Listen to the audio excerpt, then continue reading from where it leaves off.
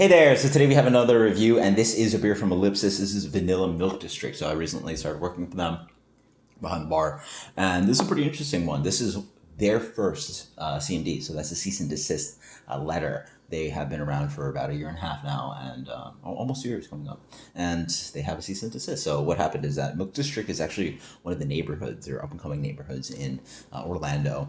It's similar to, Williamsburg's cool, East Village is cool, and somehow a company has trademarked that name. So they sent them letters like, hey, you can't use Milk District, but we'll see what happens with that. But anyway, this still got released because they got the labels, got the letter. Got the labels, got the letter, and did a canon release. So yada yada, you guys can post in the comments more about it. It's pretty interesting. But what is this? So Milk District is their lactose IPA, 7%, and it's vanilla version. So vanilla lactose, sort of like a milkshake IPA. So probably do a video about that, but let's dig into this beer.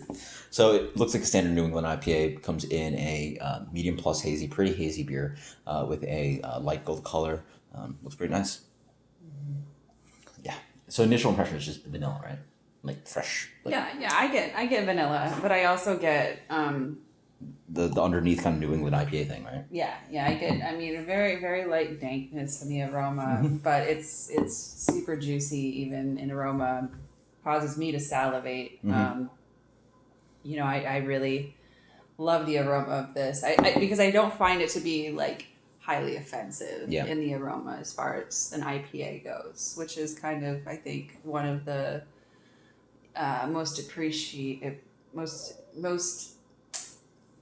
one of the things I appreciate most. There we go about New England styles. It's just they're generally pretty smooth in aroma and taste. Yep, you get that myrcene green hop character. There is orange oils. There's just like sweet kind of limoncello kind of thing. It's like sweet lemony. Oh yeah. Ring to it. Yeah. And then vanilla with vanilla. It's almost like a vanilla. I guess sherbet doesn't have vanilla in it, so it's like lemon ice cream or something weird like that. It's a like lemon meringue. So vanilla's really forward on this one. Oh no, it's like shoot you up. Real good amount of vanilla. Lactose not that obvious. Yeah. I wouldn't have guessed immediately that it said lactose in it. Maybe a little bit around the sweetness, but as far as the vanilla, the way that I would describe it is it's not like pure extract. It's more like maybe vanilla flavoring, like baking chips, or even like a vanilla frosting. It's not. Yeah, vanilla frosting for sure. That's yeah. It's not. It's not like cake. Right. Yeah. It's pretty good. I mean, it's not. I don't know. Yeah, it's not bad at all. I really enjoy how smooth and creamy this one is. You definitely get some of that. And now that you pointed it out, some of that lemony flavor, as well as some of the traditional juiciness of a New England style IPA.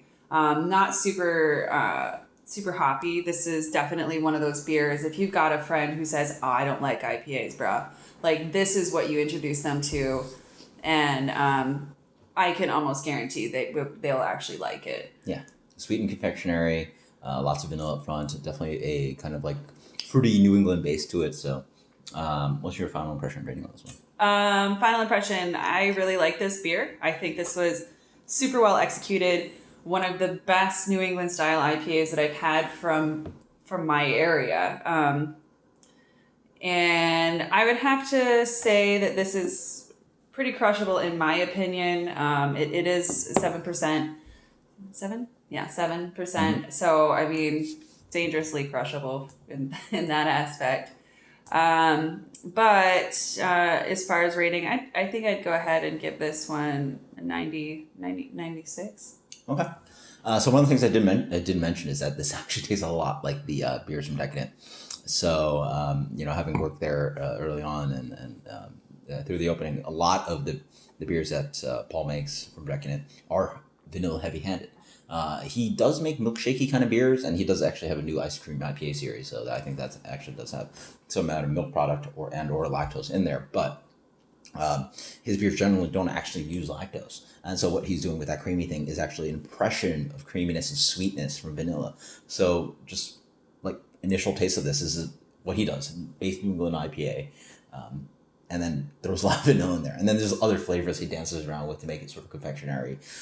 This one just tastes like one ball of beers. It's very weird, but that's what it is. It's a vanilla smacked up front. It has that creamy kind of vanilla thing. Tastes like cake. Tastes a little bit like it's like ice cream meringue, something like that. It has a crazy, I think lemon meringue. yeah, for sure. It has this crazy like vanilla sweetness to it, but then it is still New England IPA on the base. It has lemon oils, citrus oils, maybe some like pithy citrus in there as well, and then it has a little bit of green hop character, which helps dry it out. Which is actually one of the things that Paul does as well. Like he makes really dangerous dry beers at like 8-9% New England IPA base with that kind of impression sweetness. So it like plays that quite well. So it's a huge compliment again to a hyped, fun brewery in New York with Decadent, but also a fun hype brewery now in Orlando area with Ellipsis. So Ellipsis is the closest brewery to the international airport in Orlando. So check it out if you ever fly in. I might be there. So and that's your rating.